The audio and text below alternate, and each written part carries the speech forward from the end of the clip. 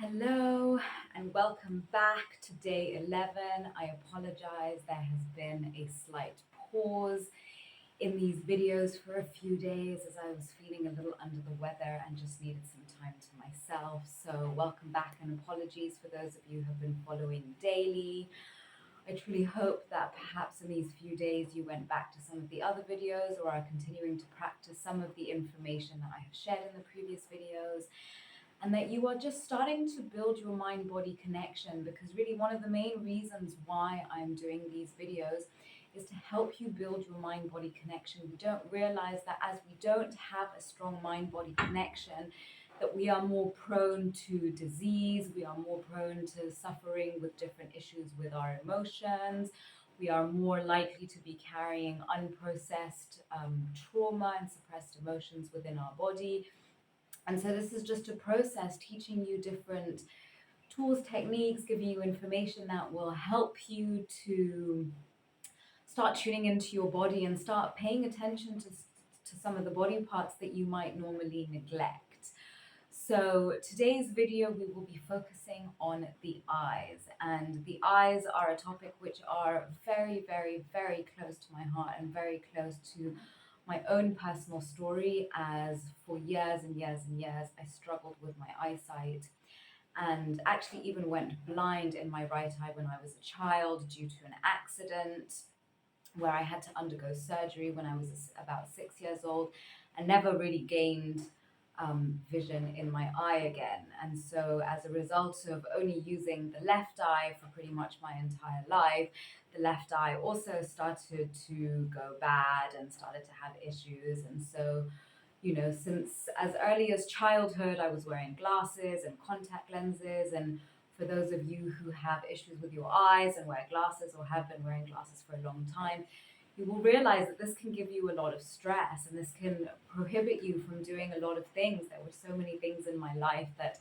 I was not able to do because of my eyesight. But it's interesting because they say that when we lose one of our senses, other ones of our senses heighten. So I've definitely seen for myself that my sense of smell got really good um, randomly, so essentially, over the years, I have been doing a lot of exercises for my eyes, but was lucky enough to, again, the universe is very interesting in how it always brings you what you need. But for many years, I have been doing a lot of exercise after having been reconnected with the doctor who operated on me as a child, who had developed and was practicing a new form of laser surgery, which I underwent in 2017. And for the first time in my life, was actually able to see through my right eye once again. So I'm not going to get too much into this story here. I will be posting more stories about this in the future, as really this is what got me started on my obsession with posture and my obsession with mind body connection and learning how to improve my own body and improve my eyesight, because as much as I went through that laser surgery, I didn't gain full vision back into my right eye, but have been doing a lot of eye exercises over the years.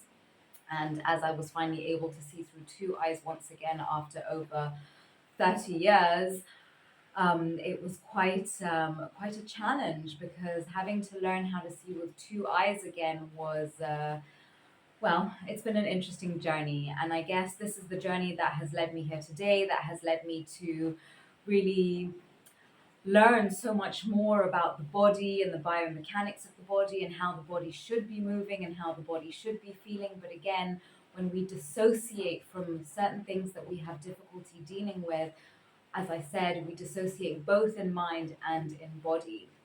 So in yoga, they talk about something called the drishti, and the drishti is the gaze. And essentially, they say that where our gaze goes, our energy goes. So the drishti and the gaze is deeply connected to the spine and the nervous system, because we are getting predominantly the information that we are receiving. Oh, excuse me. Predominantly, the information that we are receiving is through our eyes. So when you have issues with your eyes, this is not only impacting, well, your view, but of course our view is what allows us to see the world. So if our view is distorted, this is not only affecting us, our view physically, but it is also impacting our brain, as our eyes and our brain are deeply interconnected. And when our eyes are not functioning properly, then it means that we are not able to access parts of our brain. And again, I can share a little bit about my own story here, where I could definitely feel that there were certain parts of my brain that I was not accessing because, well, for the longest time, I was only using my left eye and not my right eye. And what I found over time is that the left eye is used to see far, whilst the right eye is used to see close. So this video will be extremely interesting for those of you who have eyesight issues, but even for those of you who don't, it's interesting to know that they have been seeing a lot more issues with eyesight over the years, especially in younger children, and they are seeing a correlation between being on the screens all the time, because essentially the light from our screens, it's crazy that over the years I have been dimming the light so much more on my phone and my computer whenever I use it, because the light that comes from this technology is a light that actually causes a lot of sensitivity within the eyes, but it is also not only affecting our physical eyes, but also our spiritual eye, our third eye or our first eye, or the pineal gland, however you want to look at it. But essentially, when we have three eyes, and so it is a triangle, we should be seeing with all three eyes at the same time. And when we are seeing through all three eyes at the same time, we are able to see what is going on clearly in front of us in the physical realm, but we are also able to see what is going on in the non-physical realm. We are able to pick up our intuition, or our sensations become heightened when we're able to pick up information without it necessarily being tangible. So by starting to pay attention to the health of your eyes, and what most people don't realize is that when we wear glasses, our eyes start to become accustomed to the correction that is taking place in our glasses or our contact lenses. And it's crazy how quickly you can decline from one strength to having to use further strengths. And because the eyes become lazy, essentially this is the same thing that if you have flat feet and you're constantly wearing arches rather than doing exercises to naturally create the natural arch on its own, the arches of the feet, because they're constantly being supported by those artificial arches, then the arches just become weak. So it's the same thing with our eyes. If we are not exercising our eyes, then they also become weak. And because we're constantly on screens and we're constantly looking close, what happens with that, it means that we are generally using one eye more than the other, the right eye, which is the eye to see close, which means the left eye is not being used correctly, and that automatically starts to create an imbalance in the brain. I apologize, it is raining here. We have no windows, very much living in the tropics, so I really hope that you can hear me. I will try and shout more so that you can hear me clearly. But, essentially, when we are not using both eyes correctly or at the same time, then we start to have an imbalance in our brain, and we realize that the right side of our brain is for the more feminine qualities, which is artistic, creativity, imagination, emotion, whereas the left brain is more masculine, which is more logical, more structured. And most of us, unfortunately, are using our left brain a lot more than our right brain. And that is because we are constantly looking from close, therefore stimulating the right eye more than the left eye, and therefore stimulating the left brain over the right brain. So interesting to know. And by doing exercises and by actually learning how to use both eyes, and by learning, sorry, let me take it a step back. I'm sorry if I'm going all over the place. There's a lot of information that's coming down to me, which I feel I need to share with you. But essentially, when we start doing various eye movements and eye exercises, we help to balance out not only the brain, but also any tension we might feel in our head. Because if we are constantly using one eye more than the other, it means that we are using certain muscles over the others. Essentially, when we are constantly looking from close, we use a different set of muscles than when we are looking far away. So it's a good practice for you to come and do here is by closing one eye, so closing the right eye and staring far into the distance. You'll start to realize that when you look far, far, far out, imagine you're looking out all the way into the horizon. You'll start to notice that a certain muscle in the back of your head will start to soften. The muscles will start to loosen. So you can just keep doing that for a while, looking far into the distance. This will start to relax the occipital lobe, which is basically that muscle at the back of your head. So you're going to gently stare far into the distance, keep relaxing through the eyes, keep relaxing through the gaze. And it might take a while, you might find it difficult to do that here. The idea is just for you to keep going, keep relaxing. And if you find it hard, you can come and start tapping through the back of your head, gently tapping through the back of your head.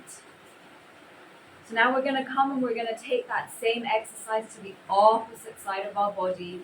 So this time you're going to close the left eye. And you're going to come and you're going to keep the right hand closed. And you're going to stare at the index finger of the right hand. So gently relaxing through the gaze and just coming to send your attention, your awareness, your gaze onto the index finger of that right hand. You might start to notice various things going on here.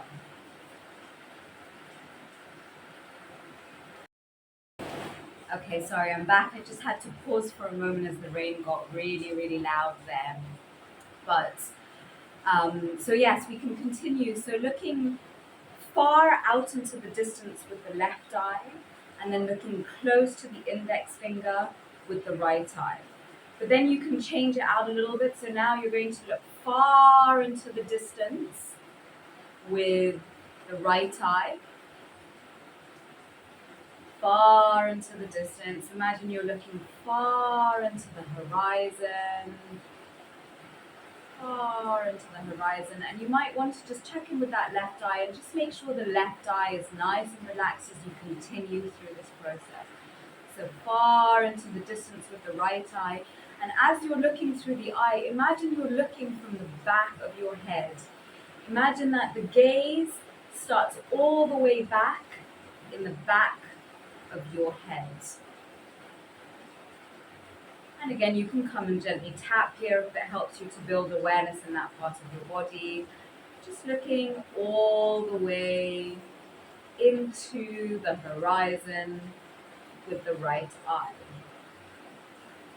And then gently switch it around, coming to close the left eye. And this time we're going to bring the left index finger closer up. And you're going to gently come in all the way from the back of the head, send the gaze into the tip of the finger, of the index finger on the left hand. So gently allowing the gaze to relax, noticing that there's no tension in the right eye. Just allowing your eye to relax, scanning into the body. You might notice again the body wants to shift, and just allow that to happen.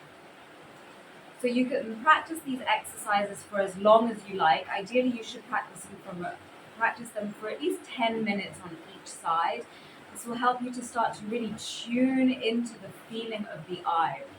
Another exercise that you can do here, which is extremely powerful, is a candle gazing meditation.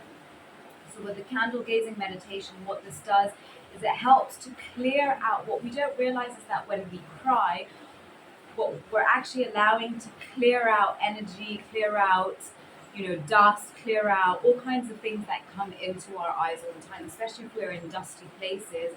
Our eyes are constantly taking in lots of debris from the outside world, so crying can also help to release that. But for those of you out there who are not such great criers, and that's okay, you can practice the candle gazing meditation. So what the candle gazing meditation does is really, all you do is you light a candle, you place it on a table in front of you, and you're just going to spend 10 to 15 minutes gently gazing at the flame of the candle. And what this does is that you're going to start to realize your eyes will tear up quite a lot. But as you clear out your physical eyes, you're also starting to clear out your spiritual eye. You're starting to uncalcify the pineal gland. And so, it takes a process to decalcify the pineal gland, but I will create another video on that at a later point. But essentially, by gazing into that flame, gazing into that candle, sorry, there's a mosquito harassing me. By gazing into the candle flame, you will start to clear out your eyes and allow things to come up. And what you don't realize is that your eyes just might start tearing. As you continue doing this process, you might realize that emotions start coming up. You might start feeling really uncomfortable. And the thing is, we are not used to being in discomfort. A lot of us want to be comfortable all the time, and we are all used to being in our comfort zone, and that is okay. But essentially, we want to sometimes sit with the discomfort, because whatever discomfort comes up is, again, things that you have dissociated from, things that you have not wanted to deal with. And as a result, these things will have come into your eyes, come into your occipital lobe. There are blockages there. And just like we have blockages in different parts of our body, our eyes are also a part of our body. So another exercise that you can do here is gazing into your eyes in the mirror. This can be extremely, extremely uncomfortable for those of you who are battling with self-worth issues. For me, who used to absolutely hate looking at myself in the mirror, because whenever I would look into the mirror, all I would see was just hatred, disgust. I would absolutely hate looking at myself in the mirror. And the thing is, what happens is, again, the way we treat ourselves is the way our body will start to treat us in return. So because I used to hate myself and not want to see myself, as a result of that, I started to go blind.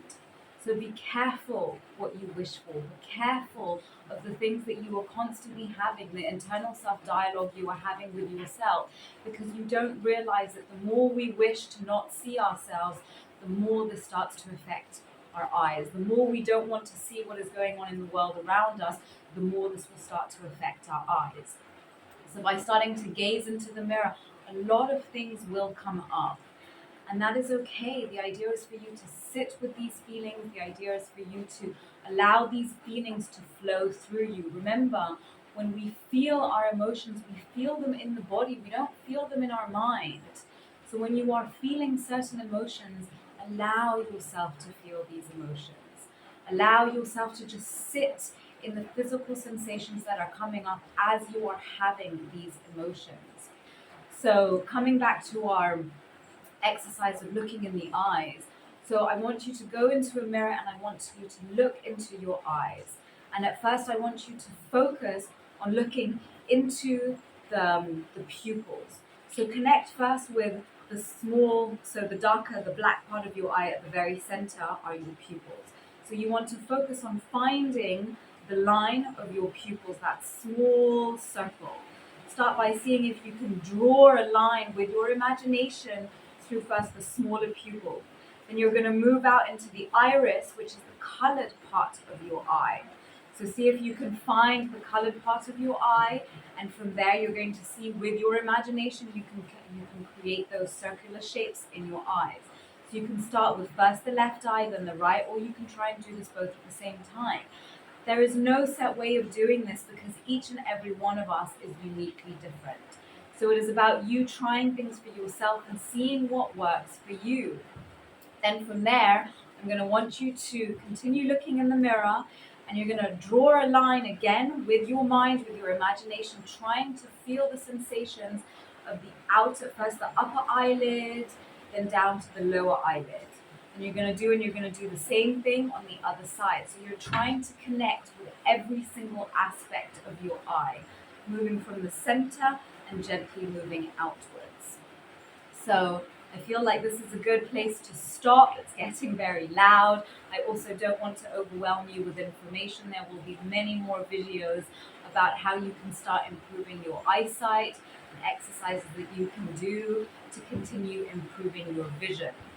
So please share with me once you have done these exercises, what you are experiencing. Share this video with people around you who you feel might benefit, and subscribe to the channel if you want to receive more videos like this in the future. So sending you much love. I hope that these videos will continue to be helpful, and I send you much love and wishing you a beautiful day as you continue exploring your body and connecting to it further. Bye for now.